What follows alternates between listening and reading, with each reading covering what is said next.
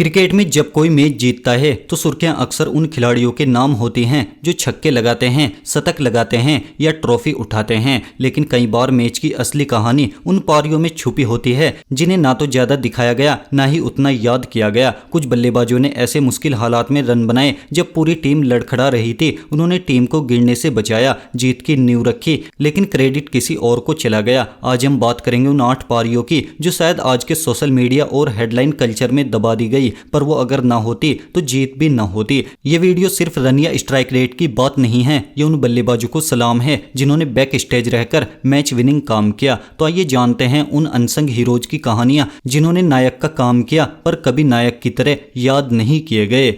गौतम गंभीर 2 अप्रैल साल 2011 वो रात जब पूरा देश क्रिकेट में डूबा हुआ था। वर्ल्ड कप फाइनल मुंबई का वानखेड़े स्टेडियम, सामने थी श्रीलंका। भारत की शुरुआत बिखर चुकी थी। सहवाग पहली गेंद पर आउट, फिर सचिन भी पवेलियन लौट गए थे। मैदान पर सन्नाटा था और तभी क्रीज पर आए गौतम गंभीर। धीरे धीरे उन्होंने पारी को संभाला, दबाव झेला और एक एक रन से टीम को जीत की तरफ ले जाना शुरू किया। उन्होंने पहले विराट के साथ साझेदारी की, फिर धोनी के साथ। उन्होंने न सिर्फ रन बनाए बल्कि टीम को विश्वास भी दिया कि ये वर्ल्ड कप हमारा हो सकता है। गंभीर ने 122 गेंदों पर 97 रन बनाए। एक ऐसी पारी जिसमें शोर नहीं था पर उसमें उस जीत की आत्मा थी। लेकिन क्या हुआ, मैच खत्म हुआ, धोनी का छक्का अमर हो गया। गंभीर की वो पारी बस आंकड़ों में रह गई। राहुल द्रविड़ साल 2001 ईडन गार्डन्स कोलकाता। भारत पहली पारी में फॉलोन खेल रहा था। ऑस्ट्रेलिया 16 टेस्ट लगातार जीत चुकी थी और अब भारत को भी घुटने टेकने पर मजबूर कर दिया था। टीम पूरी तरह बैकफुट पर थी। तभी मैदान पर उतरे वीवीएस लक्ष्मण और राहुल द्रविड़। लक्ष्मण ने 281 रन बनाए और वो पारी क्रिकेट इतिहास में अमर हो गई। लेकिन उसके साथ एक और पारी थी राहुल द्रविड़ की 180 रन की, जो उतनी ही जरूरी, उतनी ही क्लासिक थी। वो थक चुके थे, बीमार भी थे, लेकिन उन्होंने 353 गेंदें खेली। न सिर्फ टिके रहे बल्कि लक्ष्मण को आजाद खेलने का स्पेस दिया। दोनों ने 376 रन की साझेदारी की, जिसने भारत को हार से नहीं बल्कि इतिहास से वापस लाकर जीत दिलाई। लेकिन वर्षों बाद जब भी उस मैच की बात होती है, लोग सिर्फ कहते हैं लक्ष्मण 281 और द्रविड़ की वो 180 रन की पारी कहीं बैकग्राउंड में दब जाती है। पर सच्चाई यह है कि उस जीत की दीवार लक्ष्मण की नहीं, द्रविड़ की नींव पर खड़ी थी। युवराज सिंह साल 2007 का T20 वर्ल्ड कप। भारत पहली बार इस फॉर्मेट में खेल रहा था। सेमीफाइनल में ऑस्ट्रेलिया से मुकाबला था, दुनिया की सबसे मजबूत टीम, और सामने एक युवा टीम इंडिया। सभी की निगाहें उस खिलाड़ी पर थी जिसने इंग्लैंड के खिलाफ 6 छक्के लगाए थे। लेकिन ये पारी उस ग्लैमर से बहुत ऊपर थी। जब वो क्रीज पर आए, स्कोर धीमा था और जरूरत थी एक विस्फोटक की। युवराज ने सिर्फ 30 गेंदों पर 70 रन ठोक दिए। ऐसी पारी जो सिर्फ रन नहीं, ऑस्ट्रेलिया जैसे जेंट को हिलाने वाली थी। उन्होंने ब्रेटली और मिचेल जॉनसन जैसे गेंदबाजों की धज्जियां उड़ा दी। छक्के, चौके और सबसे बढ़कर एटीट्यूड। उनकी उस पारी ने भारत को 188 के बड़े स्कोर तक पहुंचाया, जो सेमीफाइनल जैसे हाई प्रेशर मैच में मैच विनिंग साबित हुआ। लेकिन आज जब लोग 2007 T20 वर्ल्ड कप की बात करते हैं तो याद रहता है सिर्फ छक्कों वाला 100। उस सेमीफाइनल की असली जीत युवराज की इस पारी में थी, जो इतिहास में कहीं गुमसी हो गई।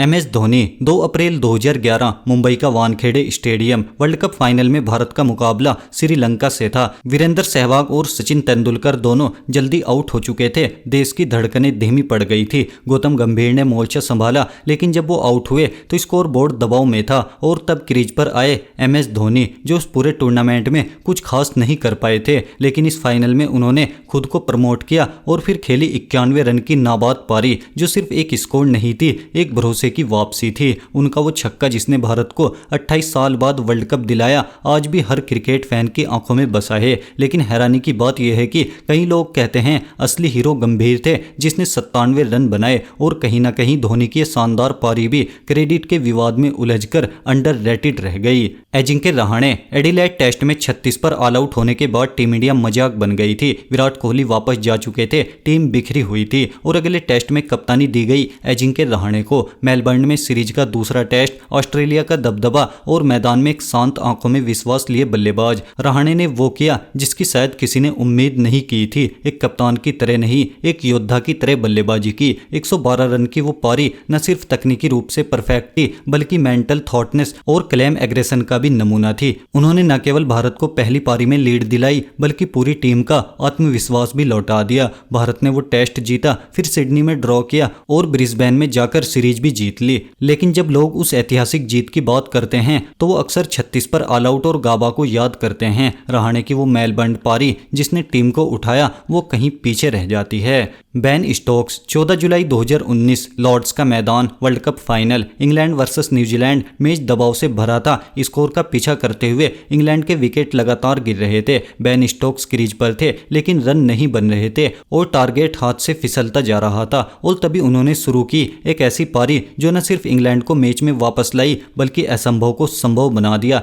84 रनों की वो नाबाद पारी सिर्फ स्ट्राइक रोटेट करने या छक्के मारने की कहानी नहीं थी, वो धैर्य, आत्मविश्वास और ठंडे दिमाग से खेलने की मिसाल थी। जब 15 रन एक ओवर में चाहिए थे तब स्टोक्स ने वो बाउंड्री मारी जो फील्डर के थ्रो से लगकर 6 रन बन गई और मैच टाई हो गया। फिर सुपर ओवर हुआ और इंग्लैंड जीता। लेकिन आज जब लोग उस फाइनल को याद करते हैं तो चर्चा होती है उस सुपर ओवर की, रन काउंट बैक और ट्रॉफी की। बेन स्टोक्स की वो 84 रन की असाधारण पारी जो पूरे मैच की असली रीढ़ थी वो बस हाइलाइट्स में छुपी रह गई। मोहम्मद कैफ 13 जुलाई 2002 लॉर्ड्स का ऐतिहासिक मैदान, नेटवेस्ट ट्रॉफी का फाइनल। इंग्लैंड ने 325 रन बनाए। उस समय के लिहाज से मैच लगभग खत्म माना जा रहा था। टीम इंडिया की शुरुआत शानदार रही। सहवाग और गांगुली ने तेज रन बनाए लेकिन फिर मिडिल ऑर्डर ताश के पत्तों की तरह ढह गया। स्कोर 146 पर 5 और मैदान पर आए मोहम्मद कैफ, एक नाम जिसे लोग उस समय सिर्फ फील्डिंग के लिए जानते थे। लेकिन उस दिन उन्होंने 87 रन की नाबाद पारी खेलकर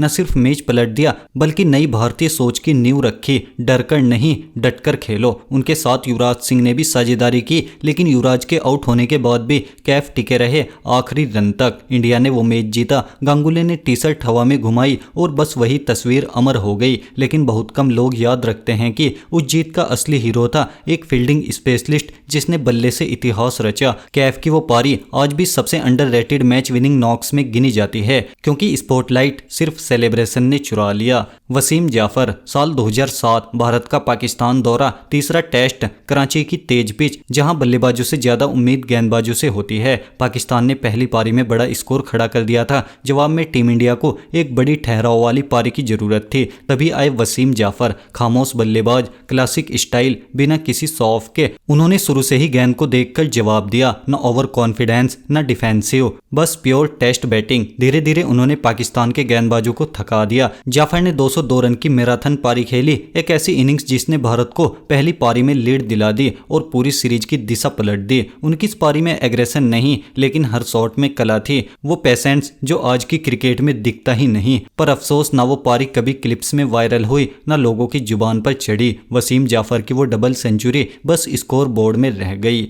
तो दोस्तों इन 8 पारियों ने हमें जीत दिलाई, टीम को संकट से निकाला, इतिहास रचने में मदद की। पर शोहरत किसी और को मिल गई। कभी किसी छक्के ने इनका साया छीन लिया तो कभी कैमरों ने सेलिब्रेशन दिखा दिया। लेकिन असली हीरो वो थे जो नायक बने बिना भी नायक का काम कर गए। अब आप बताइए इनमें से किस पारी को आप सबसे ज्यादा अंडररेटेड मानते हैं और कौन सी पारी आपको आज तक याद है। अगर आपको वीडियो पसंद आया हो तो इसे लाइक करें और चैनल को सब्सक्राइब करना ना भूलें क्योंकि क्रिकेट सिर्फ शतक नहीं संघर्ष की भी कहानी है।